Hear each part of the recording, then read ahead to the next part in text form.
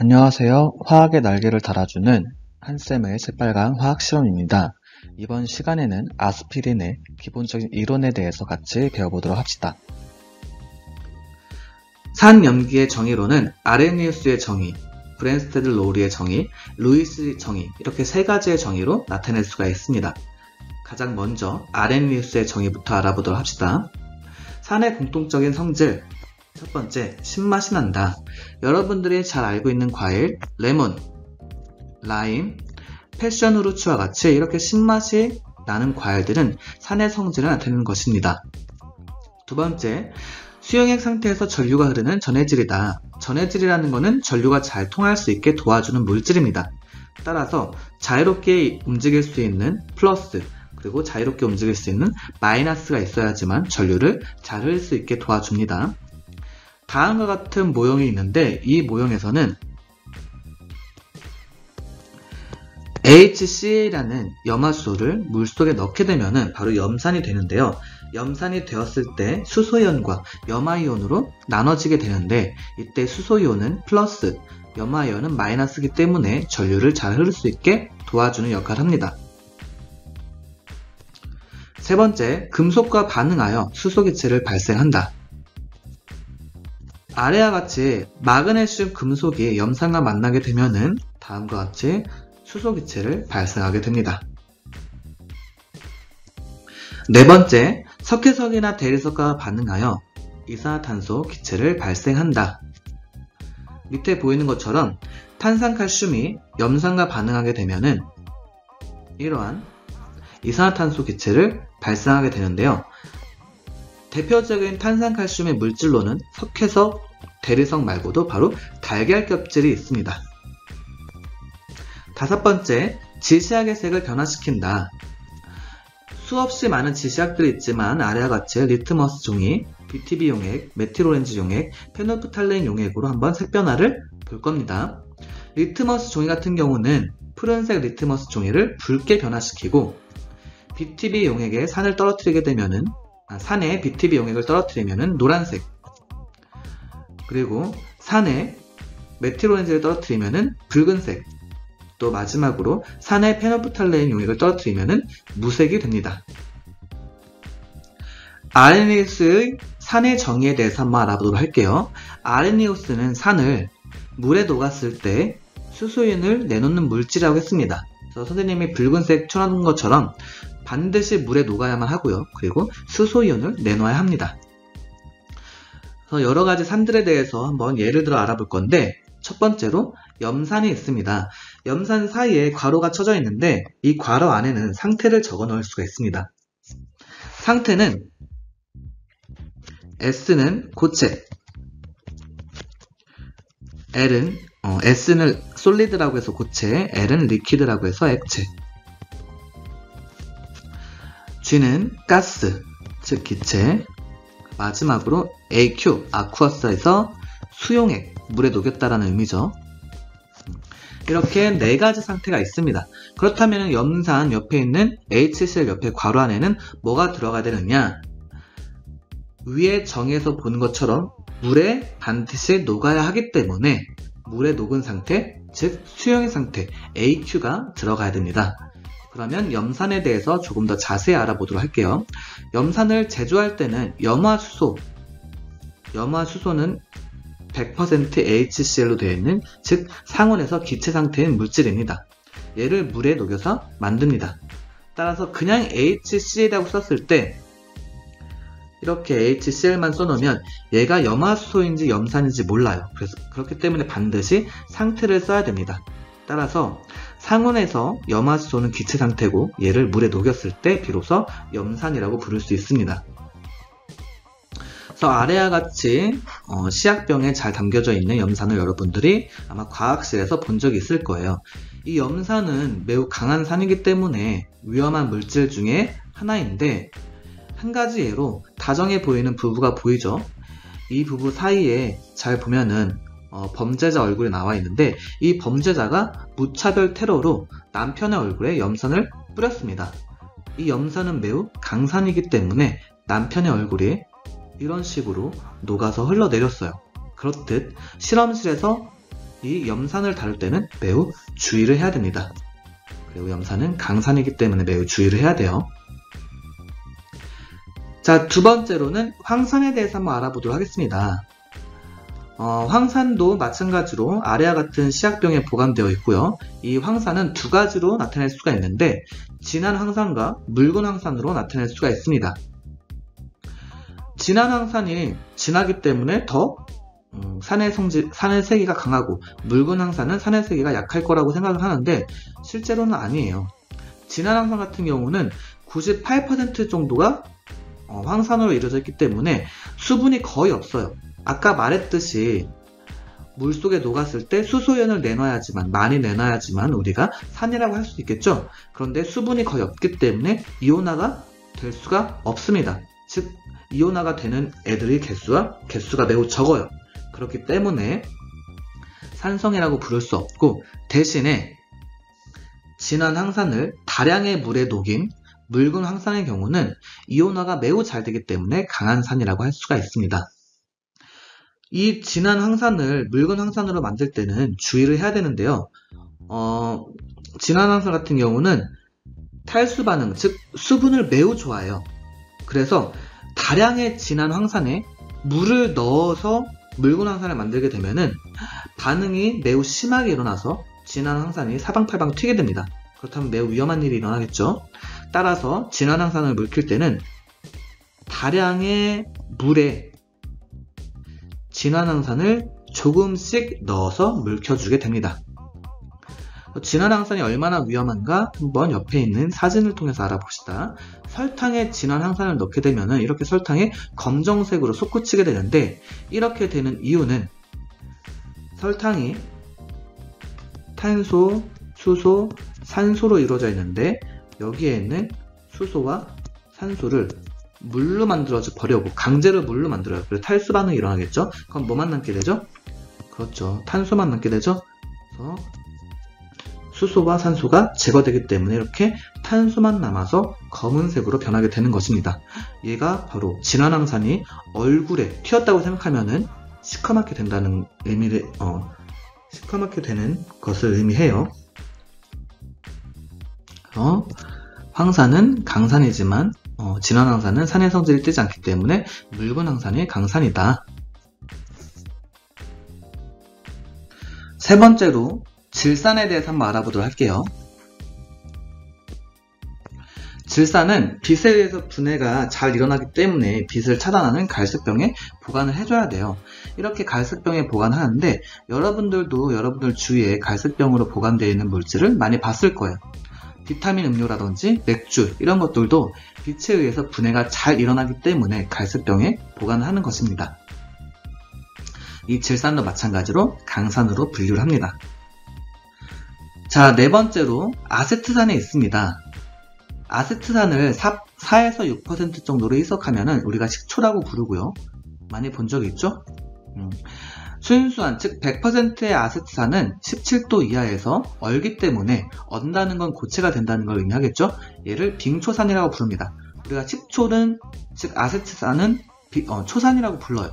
그런데 이제 얼어있는 아세트산은 우리가 빙초산이라고 부릅니다. 얘는 먹을 수 있는 것이기 때문에 약산으로 분류를 합니다. 다섯 번째로 탄산이 있습니다. 탄산은 이산화탄소가 물에 녹았을 때 생기는 산인데 아래와 같이 이산화탄소가 물에 녹으면 바로 탄산이 만들어지게 됩니다. 그래서 아래 다양한 종류의 탄산이 있죠. 선생님이 제일 좋아하는 원픽 탄산은 밀키스예요. 얘도 먹을 수 있기 때문에 약산으로 분류를 합니다. 자, 이번에는 산의 세계에 대해서 한번 알아볼게요.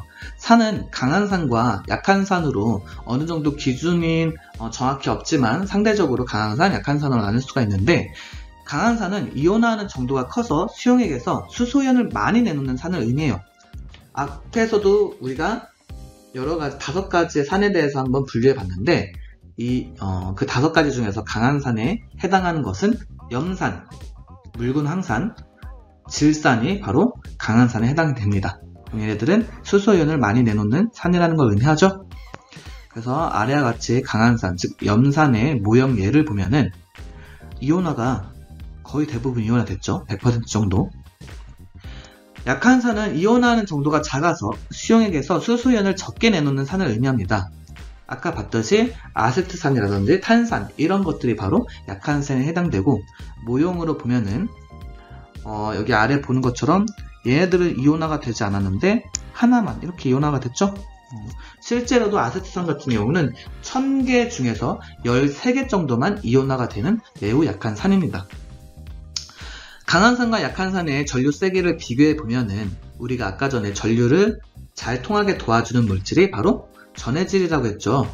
근데 전류를 잘 통하게 도와주기 위해서는 자유롭게 움직일 수 있는 플러스와 마이너스가 많이 존재해야 된다고 했어요. 그렇다는 거는 강한 산이 플러스 마이너스, 움직일 수 있는 플러스 마이너스가 많기 때문에 전류를 잘 통하게 도와주기 때문에 전류의 세기가 더 세게 나타날 수가 있다라고 할 수 있습니다. 따라서 전류의 세기가 더 세게 나타나는 부분이 강한 산이다 라고 할 수가 있습니다. 자, 이번에는 염기의 공통적인 성질에 대해서 한번 알아볼게요. 쓴맛이 난다. 여러분은 아마 샤워나 씻을 때 비누를 먹어본 적은 없겠지만 아마 어렸을 때 살짝 입에 들어갔을 때 쓴맛이 났던 기억이 있을 거예요. 없던 친구들은 살짝 한번 지금 먹어보세요. 죽진 않아요. 조금만 먹어보면 됩니다. 자, 두 번째, 단백질을 녹이는 성질이 있어 만지면 미끈미끈하다. 지금 여러분들에게 보여주는 물질은 수산화 나트륨인데 대표적인 염기성 물질입니다. 이 수산화 나트륨을 손에 살짝 묻힌 상태에서 살짝 손을 문질문질 해주면은 미끌미끌거려요. 비누에 미끌미끌거리는 거는 계면활성제 때문에 미끌미끌거리는 거고, 실제로 옆에 있는 수산화 나트륨 때문에 미끌미끌거리는 거는 단백질이 녹아서 미끌미끌거리는 겁니다. 이렇게 강염기가 손에 묻었을 때는 빨리 물로 씻어줘야 돼요. 안 그러면은 단백질이 충분히 녹아서 쓰라리게 됩니다.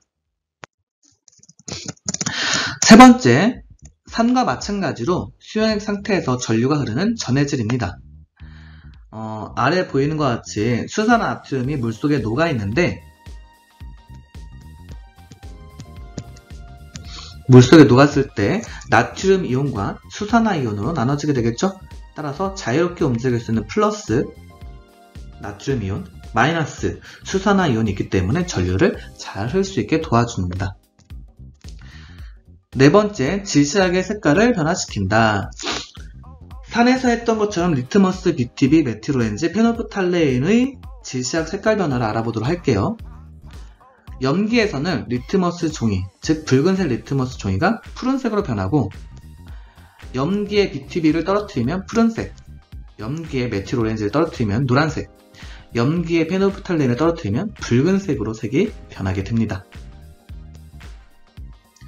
자, 이번에는 아레니우스의 염기의 정의에 대해서 알아볼 겁니다. 아레니우스는 염기를 물에 녹았을 때 수산화 이온을 내놓는 물질이라고 정의를 내렸어요.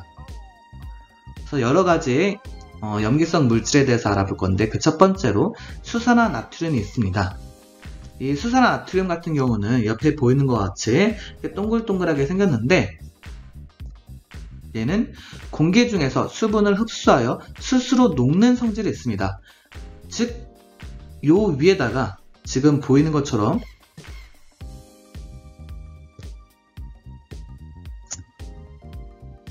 요렇게 그릇 위에다가 올려놓게 되면은 얘가 공기 중에 있는 수분을 흡수를 해요. 그래서 조금씩 시간이 지날 때 녹게 됩니다. 이러한 성질을 조해성이라고 부릅니다. 그리고 이산화탄소도 마찬가지로 흡수를 해요. 이산화탄소를 흡수하게 된다면은 탄산 나트륨으로 만들어지게 됩니다. 그래서 그 반응으로는 이렇게 반응식을 쓸 수가 있어요. 그래서 수산화나트륨은 강염기입니다. 자, 이번엔 두 번째 염기로 수산화칼륨을 들 수가 있습니다. 수산화칼륨 같은 경우는 아래와 같이 이런 모양인데, 얘는 가성소다라고도 불러요. 수산화칼륨은.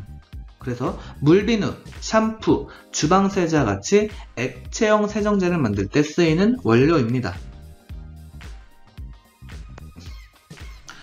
이런 액체형 세제 이런 것들을 만들어요. 얘도 마찬가지로 강염기예요. 자, 다음으로는 수산화 칼슘이 있습니다. 이 수산화 칼슘 같은 경우는 다음과 같이 생겼고요. 얘는 수용액을 석회수라고 부릅니다. 즉 수산화 칼슘을 물에 녹이게 되면은 석회수라고 부르고, 그림에서 보이는 것 같이 여러분들이 잘 알고 있는 것처럼 석회수에다가 입김, 즉 이산화탄소를 뿜어 들이게 되면은, 즉 내뿜게 되면은 흰색 앙금인 탄산칼슘을 형성하게 됩니다. 탄산칼슘이 만들어진 화학 반응식은 다음과 같이 되죠. 석회수에다가 입김을 넣게 되면은 이렇게 탄산칼슘인 앙금, 흰색 앙금이 만들어지기 때문에 뿌옇게 되는 거예요. 수산화칼슘도 역시 강염기에 해당이 됩니다. 자, 수산화 마그네슘이 있습니다. 수산화 마그네슘은 다음과 같이 생겼고요. 얘는 위산을 중화시키는 제산제라든지 변을 묽게 하는 변비약으로 많이 사용이 됩니다. 그래서 선생님이 겔포스 M에 대한 성분표를 가지고 왔는데, 이 성분표를 잘 보게 되면은 수산화 마그네슘이라고 적혀져 있죠? 이렇게 위산을 중화시키는 제산제로도 쓰이게 됩니다. 우리가 먹을 수 있는 물질이기 때문에, 즉 염기이기 때문에 약염기로 분류를 할 수 있어요. 자, 마지막으로 수산화 암모늄이 있습니다. 이 수산화 암모늄은 암모니아 NH3, 얘를 물에 녹여서 만들 수 있습니다. 밑에 반응을 보면 암모니아가 물에 녹았을 때 NH4, OH가 되죠. 그래서 얘는 물속에 녹이게 되면은 이렇게 대부분은 이온화되지 않고 몇 개만 이온화가 되기 때문에 약염기라고 분류할 수 있고요. 여러분들이 알고 있듯이 냄새가 매우 지독합니다. 염기의 세기에 대해 같이 알아보도록 합시다. 강한 염기, 약한 염기가 있습니다. 강한 염기는 산에서와 마찬가지로 비슷하게 이온화하는 정도가 커서 수용액에서 OH-, 즉 수산화이온을 많이 내놓는 많이 내놓는 염기를 의미하고요. 모형으로 나타내면은 수산화나트륨 같은 경우는 물에 녹았을 때 거의 100% 이온화된다고 생각을 해주면 돼요. 따라서 수산화나트륨, 수산화칼륨, 그리고 수산화칼슘 이런 것들이 있었죠. 약한 염기는 이온화하는 정도가 작아서 수용액에서 수산화이온을 적게 내놓는 염기를 의미합니다. 따라서 약한 염기로는 수산화 마그네슘, 그리고 수산화 암모늄 이런 것들이 있었죠. 모형으로 나타내면은 이렇게 대부분이 이온화되지 않은 상태로 존재하고 몇 개만 이온화되어 있는 상태로 있습니다.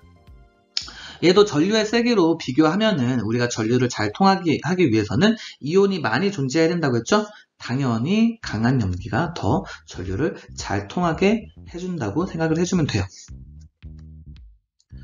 자, 아레니우스 정의를 지금까지 알아봤는데, 아레니우스의 산의 정의는 물에 녹았을 때 수소연을 내놓는 물질이었고, 염기의 정의는 물에 녹았을 때 수산화이온을 내놓는 물질이었어요. 즉, 물이라는 제한점이 있었습니다. 이게 바로 한계예요. 수용액이 아닌 경우는 우리가 아레니우스 정의를 적용시킬 수가 없습니다. 더 개념을 확장하고 싶었던 과학자 중에 한 사람이었던 브랜스테드랑 로리가 새로운 정의를, 브랜스테드 로리의 산과 염기의 정의에서 산은 수소이온을 내놓는 물질, 염기는 수소이온을 받는 물질입니다. 아레니우스의 정의 한계점이었던 수용액에서 이 부분이 지워졌고요. 그리고 아레니우스 정의에서 염기는 수산화이온을 내놓는 물질이었었는데 얘도 지움으로써 수소이온 하나 가지고만 나타낼 수 있기 때문에 조금 더 개념이 확장되었다라고 할 수 있습니다. 예를 들어볼게요. 염화수소가 물에 녹는 반응을 예를 들어볼 겁니다. 아래 같은 모형으로 화학 반응식을 나타낼 수가 있는데 HCl의 경우는 수소연을 내놓고 있죠? 그렇기 때문에 산이라고 할 수 있습니다. 이번엔 H2O 물을 볼 겁니다. 얘는 H 플러스 수소연을 받고 있기 때문에 염기라고 할 수가 있습니다. 그럼 반대로 생성물을 한번 봐볼게요. 생성물을 보게 되면은 우리가 역반응이 일어난다고 가정을 합시다. 즉 역반응이 일어날지 않을지는 모르겠지만 반대 방향으로 간다고 가정했을 때 여기 보이는 하이드로늄 이온 같은 경우는 수소연을 내놓게 되겠죠? 그래서 H2가 되기 때문에 얘를 우리가 수소연을 내놓기 때문에 산인데 생성물 쪽에 산이 있어서 짝산이라고 부릅니다. 반대로 염화이온 같은 경우는 역반응이 진행될 때 수소연을 받는 쪽이죠? 그래서 얘는 짝염기라고 부릅니다. 그래서 짝산, 짝염기도 같이 알아두면 좋습니다. 다른 예시를 같이 봅시다. 암모니아가 물에 녹는 반응을 한번 볼 건데요. 아래와 같은 모형의 화학 반응식을 볼 수가 있습니다. 물의 경우는 H+, 즉 수소연을 내놓기 때문에 우리가 산이라고 할 수 있고 여기에 대응되는 짝염기는 바로 수산화이온입니다. 그리고 암모니아 같은 경우는 수소연을 받고 있기 때문에 우리가 염기라고 할 수 있고 여기에 대응되는 산으로는 바로 암모늄 이온이 짝산이 되겠습니다. 다른 예시, 염화수소와 암모니아의 반응을 볼 겁니다. 아래와 같이 화학 반응식으로 나타낼 수 있겠죠. 염화수소 같은 경우는 수소연을 내놓고 있기 때문에 산이라고 할 수 있고 이에 대응되는 염기로는 바로 염화이온이 짝염기가 됩니다. 이번엔 암모니아 같은 경우는 수소이온을 받고 있기 때문에 얘는 염기라고 부를 수 있고 암모니아에 대응되는 산으로는 바로 암모늄 이온이 짝산이 될 수 있습니다. 따라서 브랜스테드-로리 정의에서는 수용액에서 일어나지 않는 반응에도 적용할 수가 있습니다.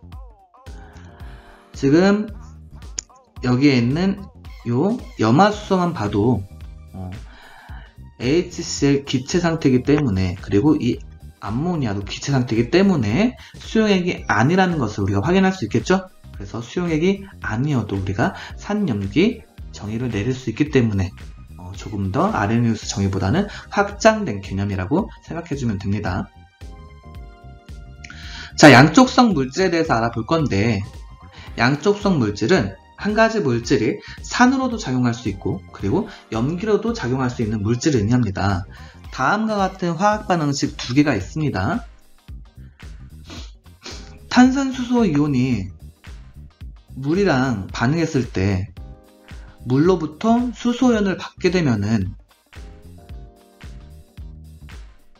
물이 산으로 작용한 거고 그리고 탄산수소 이온이 염기로 작용한 거죠.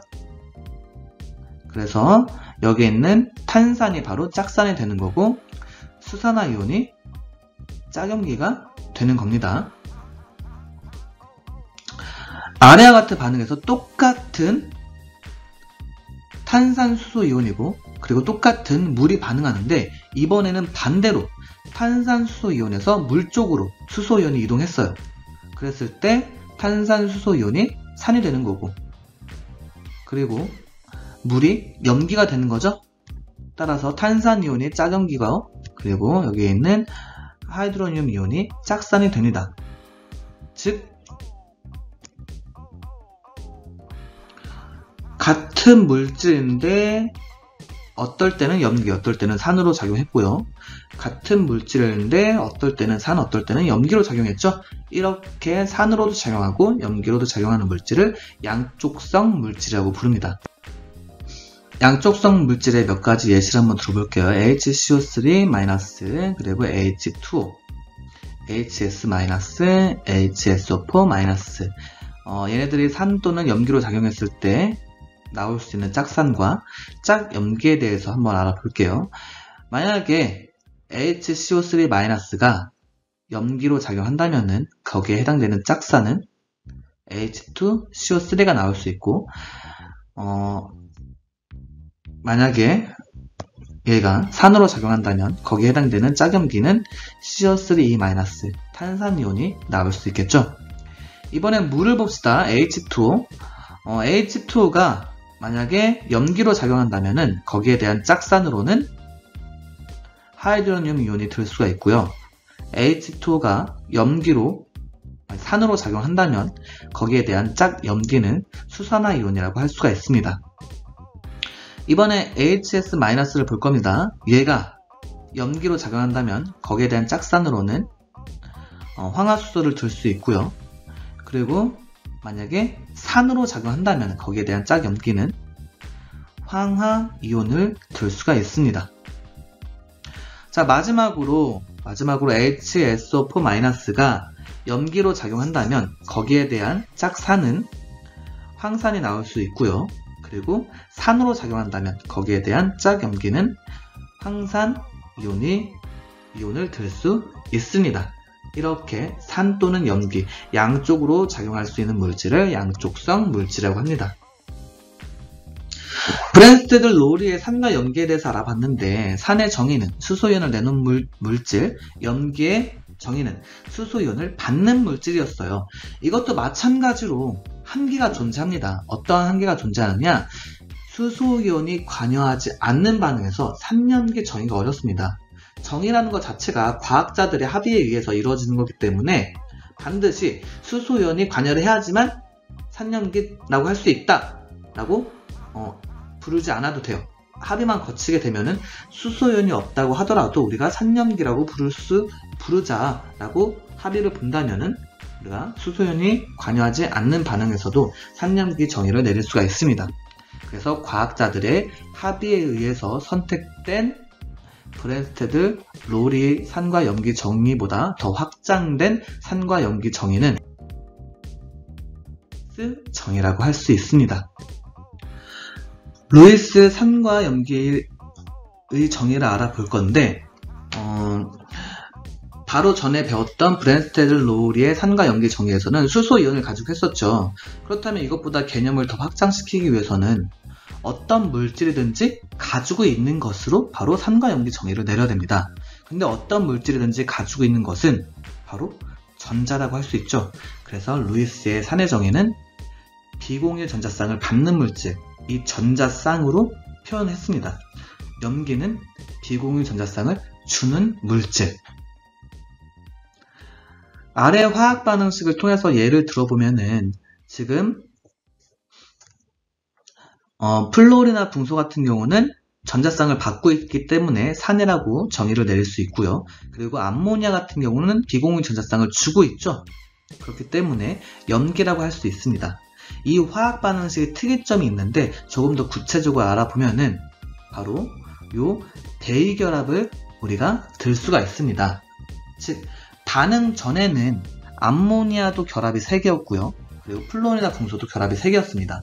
하지만 암모니아가 비공유 전자쌍을 붕소에게 줌으로써 새로운 공유결합이 생겨났죠.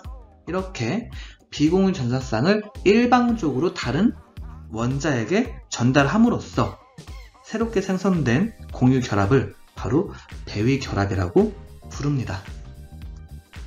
또 다른 특이점은 붕소 같은 경우는 반응 전에 옥텟 규칙을 만족하지 않았죠. 하지만 반응 후에는 옥텟 규칙을 만족하고 있습니다.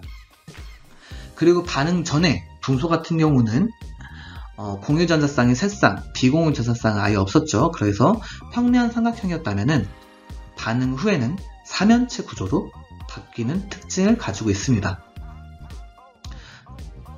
그래서 또 다른 화학 반응에 대한 모형을 보면은 아래와 같이 볼 수 있는데, 암모니아가 마찬가지로 비공유 전자쌍을 수소이온에게 주고 있기 때문에 염기라고 할 수 있고요. 수소이온은 비공유 전자쌍을 받고 있기 때문에 산이라고 할 수 있죠.